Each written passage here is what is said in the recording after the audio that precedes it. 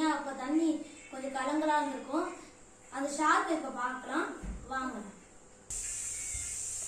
So guys, இப்போ நம்ம பார்த்தீங்கன்னா ஷார்க் தொட்டிக்கு பக்கத்தில் இருந்திருக்கோம். இங்கே பாருங்கள், ஷார்க் இதில் தான் இருக்கும். உங்களுக்கு பார்த்தா தெரியாது, ஏன்னா இது எங்கள் மூஞ்சி தான் தெரியும். அங்கே பாருங்கள், ஷார்க்கோட கலரில் இருக்குது. இந்த பார்த்து பாருங்கள், ஒயிட் ஷார்க். நீங்கள் இந்த தண்ணியும் இந்த தண்ணியும் பாருங்கள்.